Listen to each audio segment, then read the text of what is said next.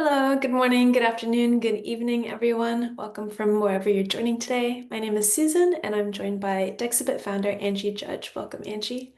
Hi, Susan. Today we are going to be talking all about the new almanac in Dexibit. But to begin with, I'll take you through a quick intro to Dexibit for anyone that may be new here. So if you're new, we do data analytics specifically for visitor attractions. This is for both cultural and commercial organizations. And our mission is to democratize data. We do that by bringing together all sorts of data from around the visitor's experience and your venue's operations. So things like footfall, ticketing, CRM, point of sale, e-commerce, social web, weather, and so much more. I'll go ahead and share my screen now to show you what that looks like in the product. So this is Dexibit. It is software as a service, and you can invite as many users as you'd like. You can build dashboards, reports, insights, and forecasts, which you can then turn into scheduled email reports at a click of a button. And in Dexibit, we have an extensive library of visualizations. To add one to your dashboard, you can simply search for the topic you're looking for and click Add to add it in. And this is an example dashboard, so you can see lots of different data coming together in these visualizations to get everything from very high-level data right down to the very detailed data. Some of these visualizations contain almanac data, which we'll be digging into today. Perhaps, Angie, you might be able to start us off with telling us what an almanac is and what's the difference between an almanac and a calendar. That's a good question to begin with. Funnily, I don't know if I was living under a rock or in a cave, but I'd never heard the word almanac until the team brought it up when we originally developed this concept in our product quite some time ago. But essentially, it's in the definition of how we use it, it's a calendar of what's on in and around your location. So that could include things like any activities you've got on. So that might be exhibitions or events or experiences, like we're doing this new VR thing, or we've got a flying fox starting up, or whatever that looks like. It might include things like corporate events or venue hire that you've got on. It might include things like public program or education events. So pretty much anything that's happening. Lots of locations that we work with as well might have something like a construction program or a refurbishment program, or some other things that are happening back of house that they need to be aware of that they might manage in that way as well. And then on top of that, we've got all of the things that are happening around the venue.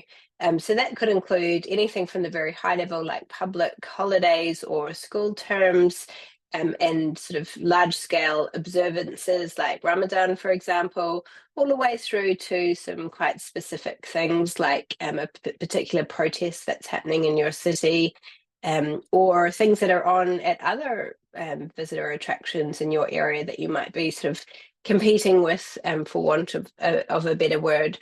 And then alongside that, we bring in some third-party data. So that's things like weather, to give that further sort of contextualization of what's happening and how that might be impacting your visitors and their behavior. And out of interest as well, if you do want to go that far, you can actually bring in almanac or event data from a third party through Dexibit. So we have a partner that we source that through. If you'd like to get like a feed of what's happening in your city, and that can be down to the level of detail of, say, for example, this particular conference is at this convention center and they're expecting this number of attendees, and Taylor Swift is starting her, I always seem to refer to her as my example, starting her concert at 7:30 p.m. and expecting this number of attendees. It's the same data that companies like Uber use to prep some of their dynamic pricing and demand planning that they do as well. So this idea of almanac sort of encompasses all these things. And the reason why we wanted to give it a special name and not the word calendar is that there's so much more than just a calendar here. First of all, a lot of this data can be used not only towards analysis or collaboration or contextualization for data, which makes it super powerful, but also it can be used towards machine learning. So a lot of our machine learning are models for forecasting, so predicting things like visitation, are what's called event-based models. And so they don't just do sort of your typical regression analysis or something boring like that. They do all sorts of fancy things, utilizing some of these events. And we know from our own sort of common sense when we're thinking about visitor attraction and visitor behavior, whether you're thinking about yourself as a visitor or your own visitors, if there's a big exhibition on, maybe that influences your decision to visit, because you might wait for it to start, or you might wait for it to get through its first week and see what the reviews say, or get the crowds out of the way. Or you might sort of be one of those people who gets FOMO towards the end and wait to come in for that. Or you might make sure that you visit while the exhibition's on, and therefore you're less likely to visit when it's not in those weeks following. So all of these sorts of things, whether it's a public holiday or school term, they influence that visitor behavior. And so the almanac data becomes powerful in so many ways. That's more than just a calendar of, hey, this is on, although that's useful as well. And the other thing that we find it really useful for is keeping the metadata about all of these things. Because, for example, if the day comes where you want to do attendance prediction, so predicting how well an exhibition will do or an event will do, you need quite a bit of metadata to inform that. So you need somewhere to keep like the data on, like, this is the marketing budget for this exhibition, and this is the this is the start date and end date of that, and this is the ticket price that we use for it, and this is maybe the square footage that we had for it, and all of these sorts of factors that might go into a prediction later on, or some analysis later on. So all of that sort of information, that data, can be kept and recorded in a place where it'll be easily accessible for that purpose. And again, sort of supercharging the power of that almanac. And then we also lastly find it a great place to keep all of the sort of notes or knowledge or context that might exist in people's heads or in discussion. And that can be really great for knowledge management long term. We might be looking back on last year and see a dip and be like, was that the day that the smoke alarms went on and off and we had to evacuate everyone? Or was that the day that that protest was down the road? Who can remember a year on? So keeping all of those sorts of notes, whether it's something simple like an end of day front of house report that they're sharing and automating that sort of update process, or whether it's some of these kind of spikes and lulls, and putting some context around those, particularly for look backs. All of that sort of thing can be useful. So that's, long story short, why we chose the word almanac, is we really wanted to elevate the meaning and purpose behind why having that context of what's on in and around your location is important from a data analytics perspective. But let's dive into the product and have a look at what it looks like. I'll pull this up here. So this is the almanac. So if you're in Dexibit, you'll see it here, very prominent on the left-hand menu. It's available to all users, and it looks and feels and acts like a very typical calendar that you might see in, say, Google or something like that. So you can always get back to today here. You can navigate through your weeks and months here. You can choose your time period granularity. You can search out, what have we got here? Your different titles here, and navigate through date ranges and all of those sorts of usual things. At the top here on the left-hand side, you'll see that you can have more than one calendar. And those include both calendars of your location and then calendars that might be shared to you from Dexibit. So you might subscribe, and you can subscribe to multiple calendars from Dexibit to say, maybe I want the country of the US, maybe I want the state of Illinois. Maybe I also want the state of New York, because maybe a lot of my visitors are tourists coming in from New York, and it's important for me to know what school term breaks are happening there and when, to inform some of what I can expect for my visitors. Or maybe I want something for like Paris, because I get a lot of visitors from France, for example. So you can have multiple calendars of your own and multiple calendars that you're subscribed to here. And you can choose whether you want to show those calendars or not when you're organizing what's showing on your screen here. And you can click to add a calendar, so you can create new calendars really easily. And internally, there's lots of different ways to approach this, but for example, you might have a calendar, a separate calendar for, say, your education program, because maybe there's a lot of detail in that not everybody wants to know or see, but the people that do, it's really important to them. Maybe you've got one of those big construction programs, you're building a new wing or launching a new experience or something, and there's a separate program for those. And then maybe you've sort of got your primary things and maybe your own kind of what's on in my city view, that where you're collaborating with some of your neighbors. So all sorts of things. And then apart from those calendars, you'll also find a whole bunch of item types. And again, we've got some stock standard item types that we recommend here. But also you can create your own item types here. And you can, choose your colors, so you can sort of get these working to your brand or whatever sort of nomination you use here. So that kind of gives you a two-dimensional way of looking at all of your different almanac information. And of course, if you subscribe to a third-party service through us to get additional information, that would come up here as well for you as your third-party feed. And adding an item is really simple. Just click here and we can choose what calendar, what item, and then start to enter in some of the details. There's lots of great opportunities to capture metadata and recurrence and exception management here. And you can do the same specifically for your open hours as well, for your location itself. And again, exception management here. And this will pipe into some of the data flows that use open hours in Dexibit. And then we can choose what we're looking at. So whether it's calendars, whether it's item types, whether it's dates, whether it's ranges, or the granularity.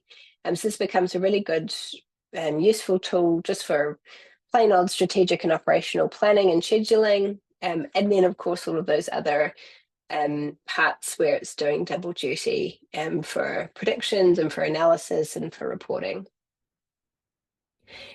One last note before we leave here is that there's also the opportunity to integrate data into the almanac and also integrate data out of the almanac. So we, of course, have an API. So if you want to consume data from Dexibit into another system, you can do that. So for example, if you wanted to publish this out to your website and use that as your content management control for that, you can. Additionally, if you want to integrate in event data, so if you use, say, an event management system like Momentous, for example, you can integrate that data into here so that you don't have to enter everything by hand. Or we might choose to do an upload if you've got sort of a history of data that you want to migrate into here of things that you've had previously. So what this all looks like in the front end, if we hop in here, actually, let me just come into this view here, is we can then put visualizations and widgets onto our dashboards or reports that deal with Almanac and the Almanac data. So that might be something like one of these, which is dealing with an actual list feed of Almanac items, and I might choose to filter this out by my calendar or my categories or item notes or whatever the case might be. Or one of our little hacks that we use at Dexibit is we use emojis in our titles of our Almanac items. So we might use, say, for example, you'll see us using a crystal ball to refer to things about data science and forecasting to say, hey, we made an adjustment to your model on this date, or we did this check of this anomaly on this date. And so if we want to create a little feed to show you, things, data science activities on your forecasting, we can just by filtering specifically for Almanac items containing a crystal ball emoji in the title. And then you can also use almanac data to augment and annotate visualizations. So for example, if I wanted to show this Earth, Wind and Fire fireworks spectacular, that sounds exciting, I can drop a note on my dashboard so we can see that that happened on the 2nd of July, and that might have been influential for some of my results on that day. If you have an event that covers a long period of time, say, for example, Disney's 70th anniversary running all months for the month of July, it'll just sort of grey out the period that that's applicable for. Let's make this a little bit longer here so we can just see exactly what that looks like. So we'll go from, say, May through to October. Bit of a weird period, but here we see the Disney 70th anniversary starting here and finishing here, so you can see how that would apply there. And then lastly, almanac data is, of course, data in itself.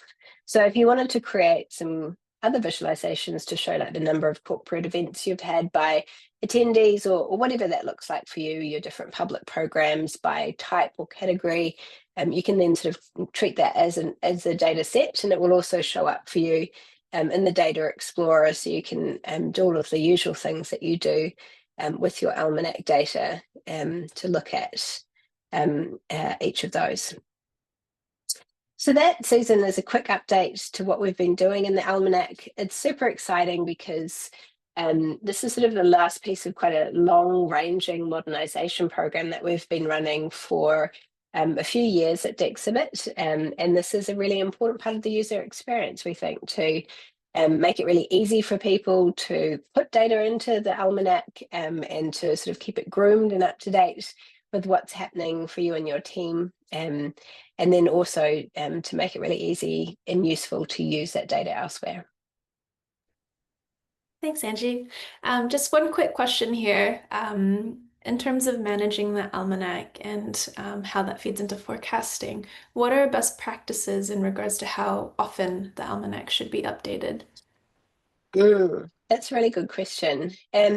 We have got the opportunity to incorporate some feeds. I think they're really useful. So, for example, one of the ones we always suggest is having a media mentions feed or news alerts feed. So that might be something simple like a Google Alerts, or something a bit more elegant like a paid service for media mentions, which would be updating just as any of your other data sets might be. Maybe that's on a 24-hour basis. But in terms of things that are manually added, I think it's a really good habit to at least reflect on it once a month, but ideally at the end of each week, because it's really easy to forget what happened over the course of a month. So it's a really great period if you're a really great practice if you've got like a period in review, like you do sort of a weekly recap with your team. Use the opportunity to come in and enter in your notes and say this happened here and this happened here, and just sort of have a reflection on the week forward as well to say, you know, what's happening next week, and maybe update that if there's anything that's missing there from your view. And a sort of best practice looks like a daily update. And some of the visitor management teams that we see doing this really well will do an end of day front of house report note on each day, which is a part of their usual expectations of their close down practices of visitor services management. So they'll say, hey, well, this person called in sick, and we had this incident in the cafe, and this complaint came forward, and that note will appear on some of the automated reporting that's going out to the leadership teams. Everybody's informed, of course, there for the next shift manager, if that's a different person on another day, and there to brief and reflect on with the team if they're doing sort of an end of week reflection, that they can sort of look back easily on all of those sorts of notes through the week. So that's what best practice looks like. In terms of incentives, other than sort of keeping your team up to date, of course, and automating some of those processes, in terms of incentives here, the more groomed your almanac is, typically the more accurate your forecasts are. Amazing. Thank you so much, Angie. And thank you for everyone who joined today. I look forward to seeing you next month. Thanks, Susan.